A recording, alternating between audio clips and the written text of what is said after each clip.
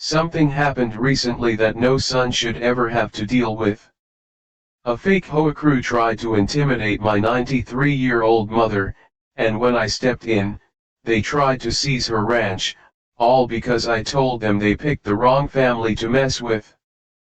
But the only thing that got messed up was their crew. Let me start from the very beginning. Before we dive in, let me know where you're listening from today. I've been shot at in 5 countries, but nothing raises my blood pressure like an unmarked envelope taped to my mother's front door, especially when it arrives at midnight, beige, damp from dew, no stamp, no postmark. Inside, a grainy black and white photo of me walking the fence line. No note, no warning, just surveillance. That's how this started. I flew in 3 days earlier.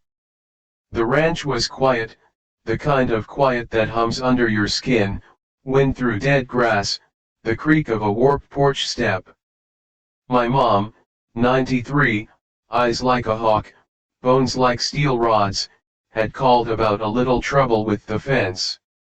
I expected loose posts, maybe coyotes. What I got was a ward dressed in khakis. She was sitting in her rocker when I pulled up, tea in one hand, a manila envelope in the other. They said my goat shelter isn't up to code, she said, handing it to me like it might explode. Inside, legalese, words like non-compliance, unauthorized development, and my favorite, pending seizure. She tried to laugh it off, but her hands shook. What's this HOA even called? I asked. They keep changing it, she said. Now it's a rural zoning entity or something. Of course, it is. Change the label, keep the leverage. That's how cartels stay legal. That night, I walked the perimeter, just like my dad used to, except this time I wasn't checking for coyotes. I found boot prints near the back gate, not ours. Heavy heel, deep tread, government issue solace. Someone had walked the line, quietly, deliberately. I didn't tell Mom, not yet. The next morning, I was fixing the latch on the east shed when I heard it, clink, metal on metal. Not wind, not casual. I circled the barn slow, like I was still checking fence posts, hand brushed the folding blade on my belt. That's when I saw it, the padlock lying in the dirt, cut clean. Not busted, not pried, snipped. Inside, everything untouched, but the air felt wrong, like someone had breathed where they didn't belong. I brought the photo to Mom over coffee. She went still, not frozen, just focused. They're watching us, she said. You think they're bluffing? She shook her head. No, I think they're circling. I handed her back the letter. They picked the wrong damn pasture. She gave me that mother look, don't escalate this, son. I stared at the horizon. I won't, I said, beat, but I'll end it.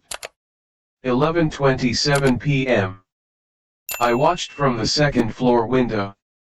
A black SUV crawled up the road, no plates, no lights. It parked just outside the gate, didn't move, didn't honk, just sat there watching, engine still running. After a minute, it backed up and disappeared.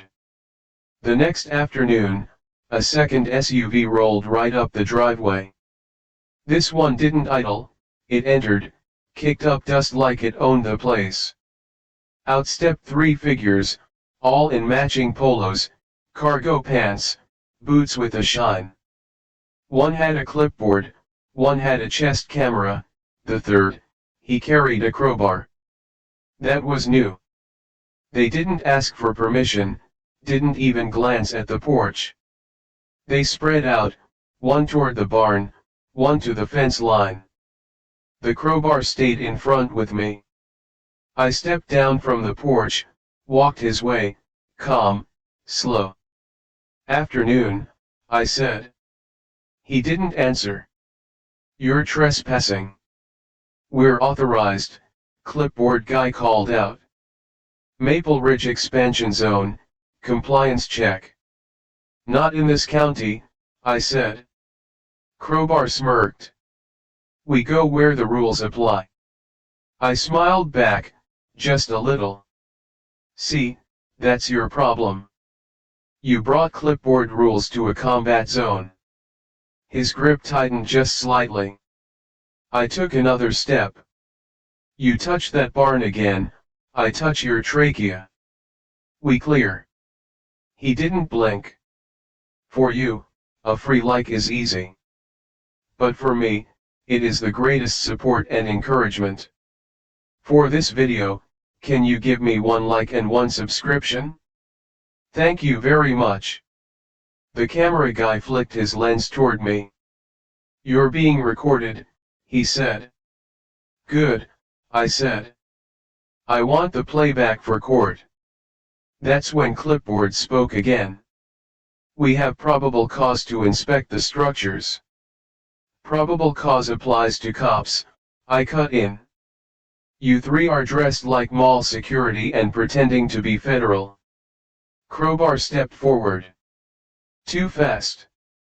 I didn't move. "You going to stop me?" he said. I didn't answer. I just looked at his feet, then his balance, then the fact he'd squared off too wide. "Last warning," I said. Clipboard opened his mouth, then froze because Mom stepped out. She wasn't holding tea, she was holding my father's old .222 rifle. Unloaded, but they didn't know that. She didn't aim it, just leaned it against the post and said, "Get off my land." They left, silent, tense, faces tight, but not scared. No, the worst kind of people don't get scared, they get strategic.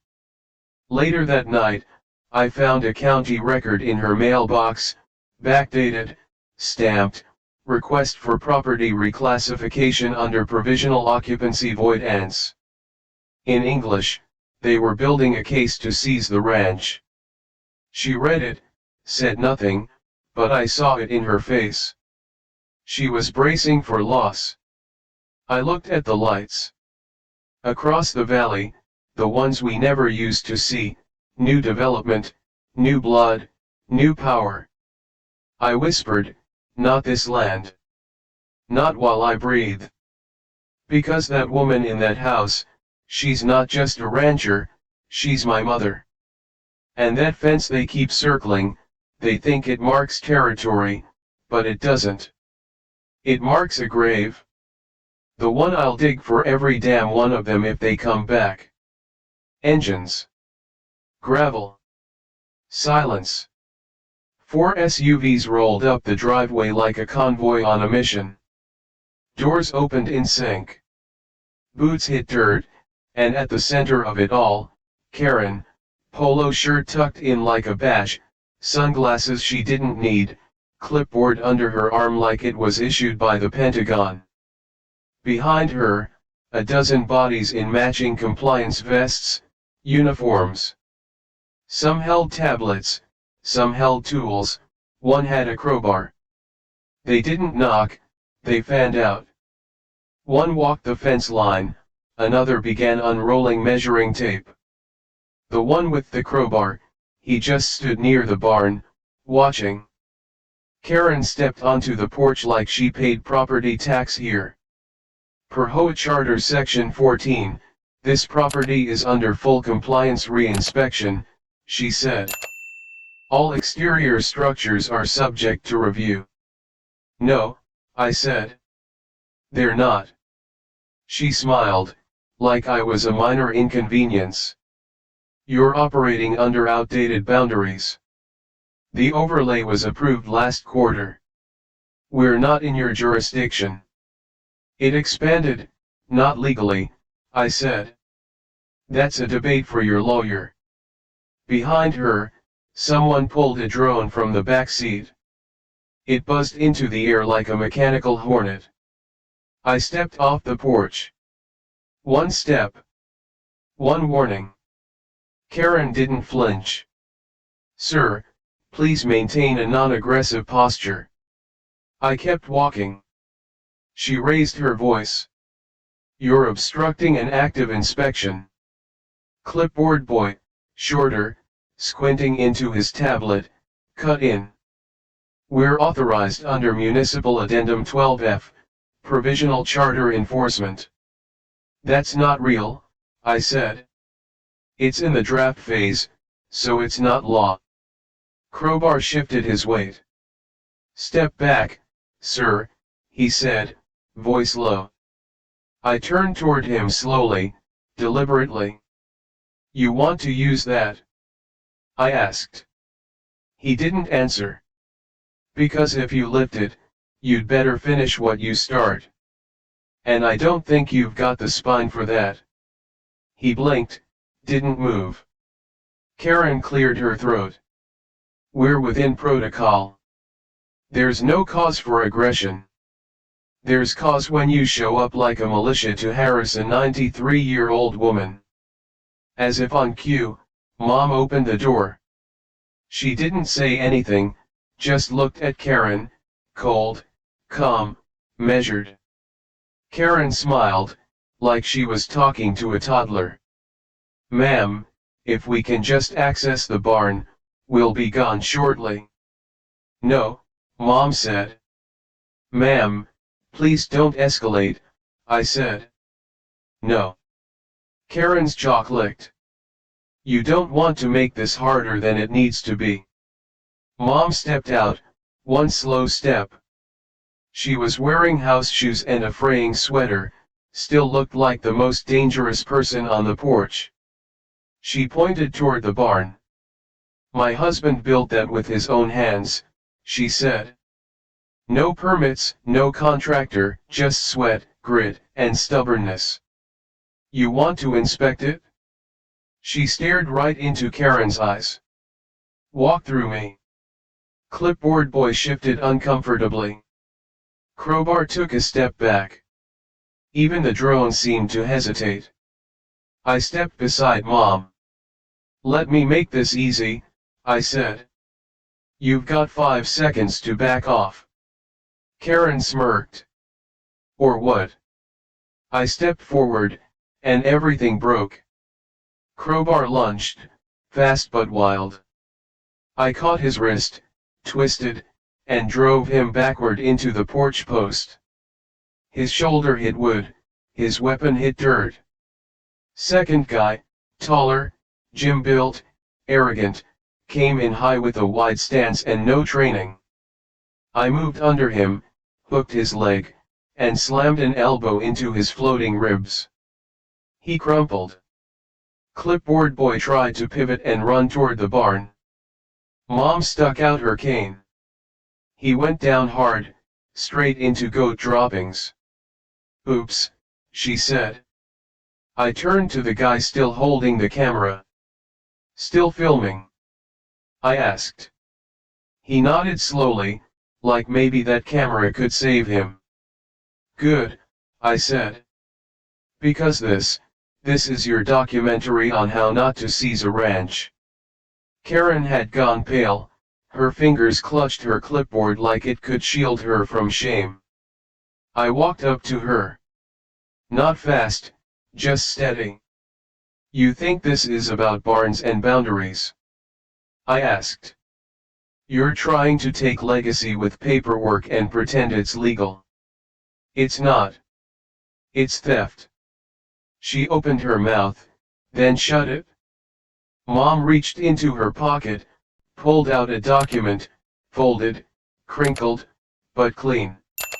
She held it out. Karen didn't take it, so she let it fall right at her feet. "The original letter," Mom said. "The one you said we ignored. Stamped. Tracked. Returned. Twice." Karen stared at it like it had fangs. "You filed false claims," I said. You staged a coordinated, unlicensed inspection. You brought tools onto a property you don't own. And now you're on camera with 2 injured team members and a trespassing charge. Karen finally said something. You don't scare me. I leaned in. I'm not trying to scare you, Karen. I'm giving you the courtesy of a warning. She flinched, subtle but real. Then she turned, fast, sharp heels and dirt, shoulders stiff. Her team followed, like a pack of dogs who realized they had barked up the wrong crowbar. Had to be helped up. Clipboard boy looked like he wanted to dissolve into the soil. The drone operator yanked the buzzing drone out of the sky like it was radioactive. They drove away fast, too fast, tires skidding, dust clouds curling like smoke behind their tires. And we just stood there watching. Mom shifted next to me. You think they'll be back? They didn't come to check measurements, I said. She didn't ask what they came for, she didn't have to. Because that wasn't enforcement, that was a probe. And next time, it wouldn't be clipboards, it'd be lawyers or muscle, or both. But I'd be waiting, and I wouldn't be holding back. It started with the wrong kind of silence, the kind that makes animals freeze and killers move. I was out by the fence line, tightening the last corner post, when I heard it, 3 sets of boots on gravel, fast, heavy, purposeful. I turned toward the barn and froze. Mom was standing near the open doors, a bucket of feet in one hand. 3 men were circling her, not the clipboard crew. These guys were dressed for speed, tactical pants, utility belts, vests with way too many pockets. One of them reached out, gripped her arm. I didn't think, I didn't yell, I moved. The first one didn't see me coming. I came in low, stepped behind him, and slammed his wrist into the beam. He dropped like a stone, shoulder first, unconscious before his knees hit dirt. Second guy turned, reaching for something clipped to his belt. His stance was off, weight on the wrong leg, elbows too wide. I could have coached him, instead, I punished him. I ducked under his swing, drove my forearm into his throat, and swept his leg clean out. He collapsed, gagging. Third guy froze, young, nervous, vest half-zipped. He wasn't here to fight, he was here to impress someone. I closed the distance, grabbed his vest strap, yanked him forward, and hammered my knee into his gut. He crumpled. 12 seconds. That's all it took. Mom hadn't moved. The bucket slipped from her hand and hit the ground with a hollow thud. Goat feet scattered across the dirt. One of the goats wandered over, like it was just another Tuesday. She looked at me, eyes wide. They grabbed me, she said, voice small but sharp. They said they were just inspecting for stability issues. I looked down at the guy groaning in the gravel. Yeah, I said. They look real concerned about safety. For you, a free like is easy. But for me, it is the greatest support and encouragement. For this video, can you give me 1 like and 1 subscription? Thank you very much. That's when I heard it, another vehicle, different tires, deeper engine. I turned. Sheriff Barnes's truck rolled up slow, like it was showing up late to a scene it already knew the ending of. And riding in the bed, like she'd just been crowned queen of the HOA, Karen. Same sunglasses, new lipstick, clipboard hugged like a Bible, and a smirk that could curdle cream. The truck stopped 10 feet from the barn. Karen hopped down with practiced grace. The sheriff followed, face unreadable. "I got a call about a disturbance," he said. "Yeah," I said. "Looks like you brought it with you." He looked past me at the bodies on the ground. "What happened here?" "They laid hands on a 93-year-old woman," I said. "I stopped them." Karen clicked her tongue. "It's a shame, really. All we wanted was to inspect the barn, privately, quietly. But violence, well, that's what happens when people have something to hide." She turned to the sheriff. "He assaulted my team. 3 unarmed compliance officers." I took a step forward. Barnes moved to block me. Karen raised her voice for the group behind her. "Sheriff, I think we both know what needs to happen here." I cut her off. "You going to arrest me for protecting my mother from an unlicensed black bag search?" Karen smiled, cold, controlled. "You want to talk about licenses? Let's talk about the expired livestock tags, the lack of fire code clearance, the unauthorized fencing upgrade." I didn't move. "You're rattling off violations like they're grenades," I said. "But the only thing I see exploding is your legal cover." Karen took a step toward Barnes. "I want him detained." "Ma'am, step between us. You want to walk into my barn?" she said. "Bring a warrant. Until then, take your circus somewhere else." Karen's smirk faltered, just a hairline fracture, but I saw it. Barnes scratched the back of his neck. "Let's not escalate." "You already did," I said, motioning to the 3 bodies still groaning in the dirt. The youngest tried to stand, didn't make it, fell back into the feed like a dropped mannequin. Karen's patience snapped. She leaned down and hissed, "Get up." He didn't because he couldn't. She stood, glared at me like I'd broken some unspoken rule of the HOA hierarchy. "You don't scare me," she said. I took one slow step toward her. "I'm not trying to scare you," I said. I looked at the sheriff. "I'm just making it real clear that next time, I won't be this gentle." He didn't respond. Karen's jaw flexed, but she turned, didn't speak, didn't look back. Her crew followed in silence. The drone came down fast, reeled in like they had hooked a hornet. Engines growled. Tires churned the gravel. The convoy vanished down the road like rats abandoning a burning map. I stood there a long time, long enough to watch the tire tracks settle. Mom stepped beside me. "Think that's the last of it?" she asked. "No," I said. She nodded. "Then you better dig in." "I already am." That night, I sat at the kitchen table with the land records, zoning charts, and digital files I had pulled from the county database. And I found it, Marion Property Development LLC.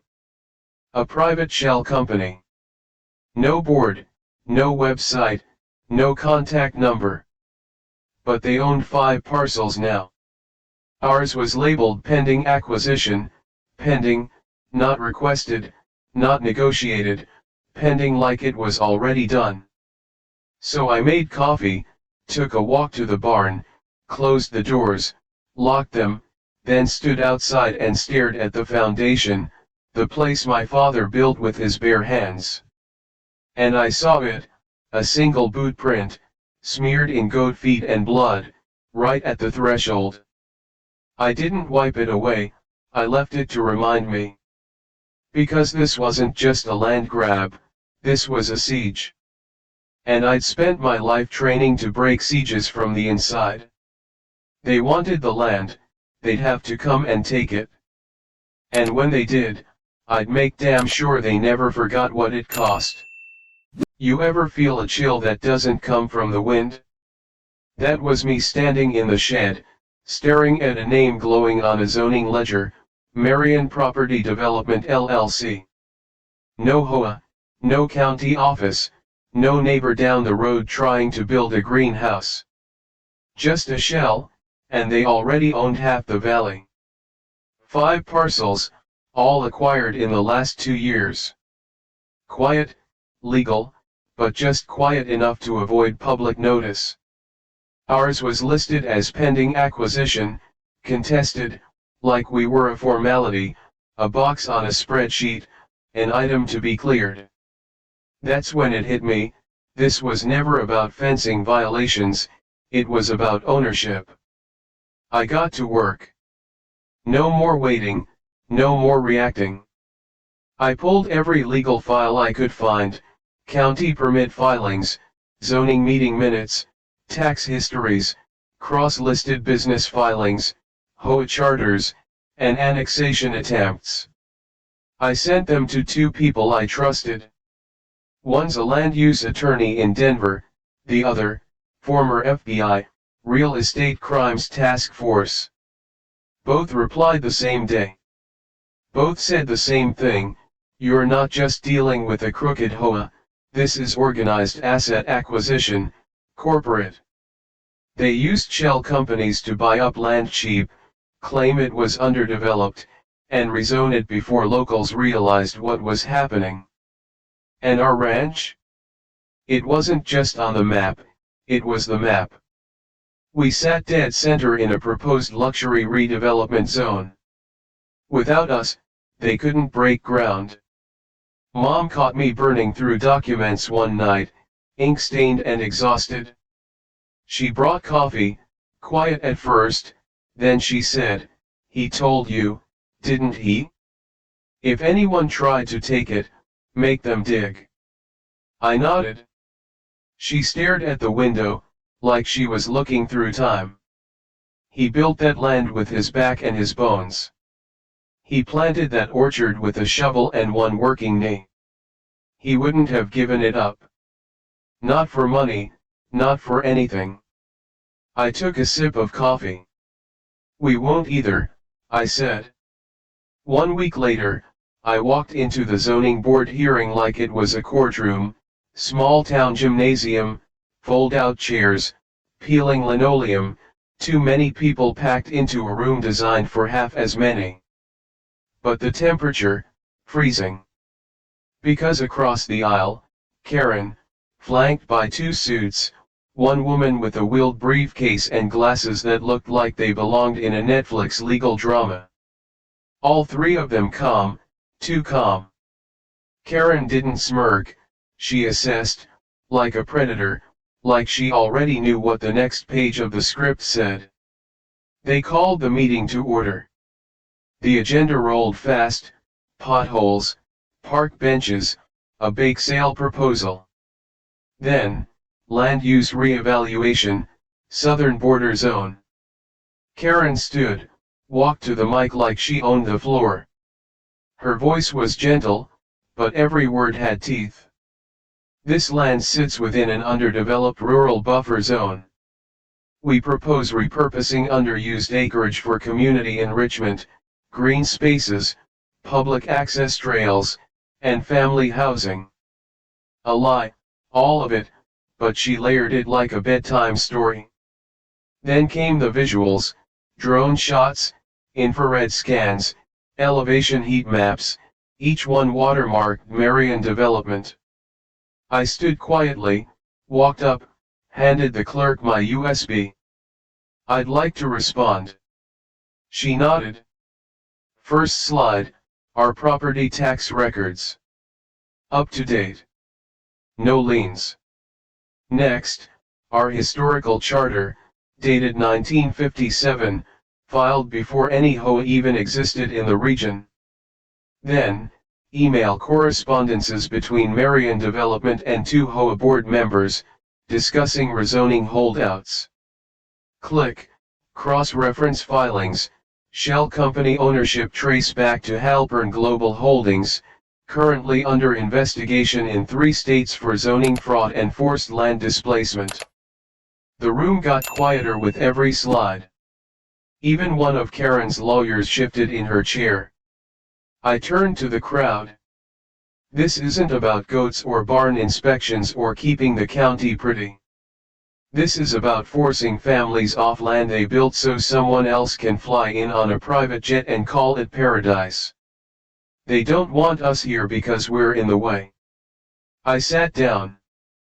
Karen waited a beat, then stood, walked slowly to the front, and pulled out a red folder. She held it like it was loaded. This man, she said, pointing directly at me, does not legally own. She opened the folder, and there it was, original deed owner, Dale Whitaker, my father, deceased. I didn't move, but I felt it, that flicker of what if. What if he never filed the handoff? What if she was right? Karen's voice got colder. There is no will on record, no deed of transfer, no joint title. Under Colorado's dormancy clause, the land can be reassigned if it lacks a clear, living legal owner, which it does. She stepped back from the mic, smug, controlled, triumphant. Then Mom stood, walked to the center aisle. No microphone, just her voice. That land was never dormant. My husband walked it every day until he died, and my son has kept it alive ever since. Karen muttered, but your husband's not here anymore, is he? Mom looked her dead in the eye. But we are. The room erupted in whispers. The board chair turned to me. Can you provide proof of ownership transfer? I shook my head once. Not yet. Karen raised her chin, victory blooming across her lips. I added, but give me 72 hours. My father wasn't careless, he was stubborn. And if he left it anywhere, it's still here. She said nothing, just packed up fast, lawyers followed, and the red folder still in her hand, like it was her golden ticket, like I just lost. But I hadn't lost, not yet. Because I knew exactly where I needed to go, back to the ranch, back to the shed, to the concrete slab behind the tool bench where he kept the things he didn't trust anyone else to protect. If the deed was anywhere, it was there. And if it was, Karen wouldn't just lose her case, she'd lose everything she thought she controlled. The shed always smelled like oil and dust, Dad said. He kept everything back there, tools, busted fence wire, half a tractor engine from the 70s that hadn't run since before I was born. But behind the clutter, concrete poured uneven, different from the rest of the foundation. I knelt down, ran my palm over it. It wasn't just concrete, it was a lid. It took 20 minutes to get under it. My hands bled from the crowbar, the chisel slipped more than once, dust clung to my throat, something sharp tore through the back of my glove. But finally, I felt the slab crack, a hollow echo, a scrape. And underneath, a black lockbox, fireproof, scuffed, heavy. The kind of box you hide when you don't trust a lawyer, when you don't trust the law. I pulled it out with both hands and sat it on the bench. And for a second, I didn't open it, just stared. There in blocky ink on the top, Whitaker. That name hadn't felt so heavy in years. The latch creaked. Inside were 4 items, a revolver, a folded American flag, a scratched Zippo lighter with Whitaker engraved on it, and a sealed envelope. My name written across it? I sat, held it in both hands, felt the weight of it, the dust, the ghost inside it. It looked exactly like the notes he used to leave on the fridge, milk's out. Fence needs checking. Love you. For you, a free like is easy. But for me, it is the greatest support and encouragement. For this video, Can you give me 1 like and 1 subscription? Thank you very much. I opened it. Inside, 3 things: a handwritten letter, a notarized property transfer deed, a certified copy of the original land patent.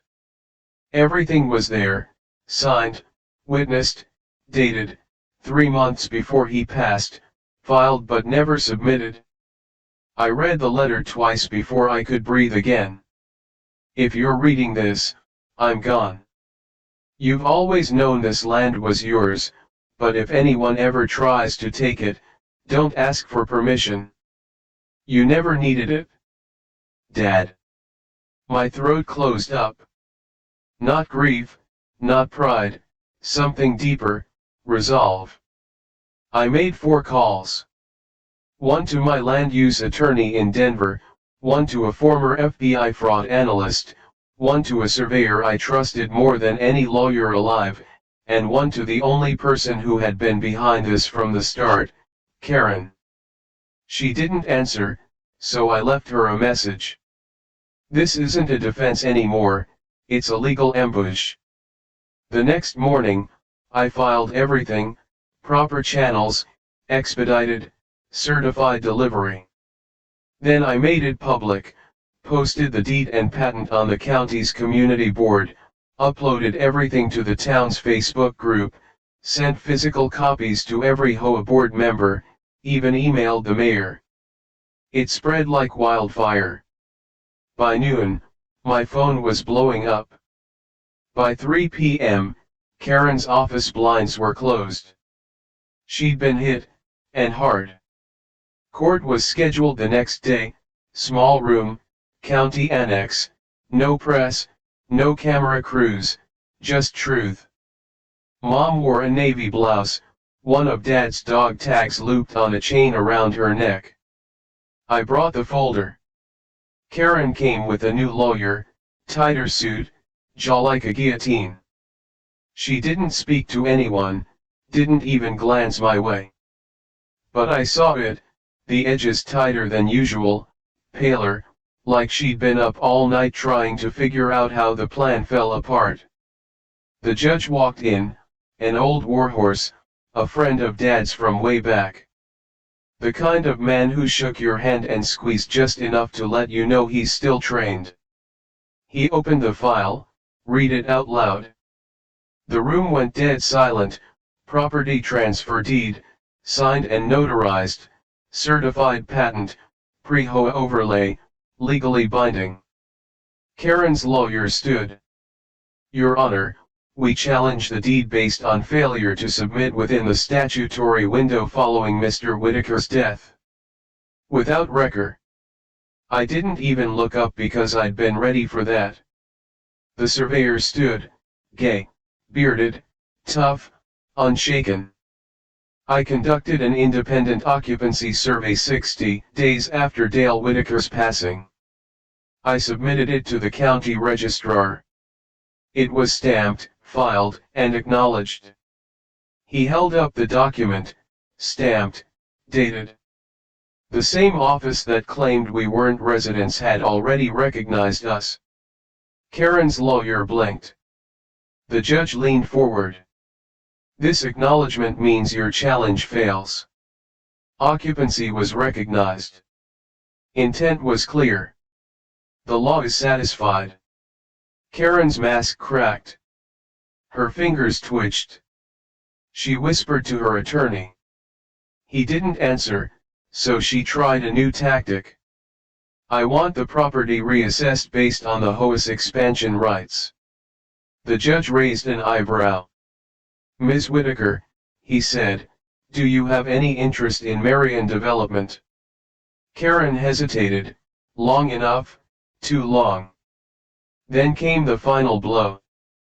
My Denver contact stood and presented a funding link between Marion and a private account held by Karen's brother-in-law. It wasn't illegal, but it was toxic, conflict of interest. And just like that, her whole narrative shattered. The judge stood, took off his glasses. This land belongs to the Whitaker family, permanently. The court recognizes the deed. The board's actions are nullified. All further enforcement attempts are blocked, effective immediately. Bang. The gavel hit like a gunshot. Karen didn't move, didn't cry, didn't argue. She just stood slowly, collected her things, walked out the side door like she was heading to her own sentencing. Outside, the wind had picked up, the sky going golden orange over the pasture. Mom touched my shoulder. "You did it," she said. I shook my head. "We did it?" She smiled, but there was something in her eyes, not just pride, readiness, like a soldier who won the battle but still listens for the next shot. Back home, I walked the property line, put up new posts, taller, reinforced, welded the locks on the barn doors. Not because I thought they'd try again, because I knew they would. They don't stop, they rebrand, regroup, hide behind new logos and fresh buzzwords. But I'd be ready. And this time, I wouldn't just defend, I'd destroy. Because they came for my mother, my father's name, my legacy. And I buried the last of my patience under that shed floor. I sat on the porch that night. The goats quiet, the wind steady, and for the first time since I stepped off that plane, I didn't feel tired, I felt aimed. They didn't come back to the ranch, not with trucks, not with drones, not even with clipboards. They pivoted, changed names, changed tactics. But I knew better. They were still out there. Karen's name vanished from the HOA records, scrubbed clean like a history someone was ashamed of. In her place, a man named Tad, who wore sunglasses in his profile picture, indoors. Then came the letters: nuisance livestock, water runoff violations, possible unlicensed irrigation equipment. Thin threats in pretty envelopes.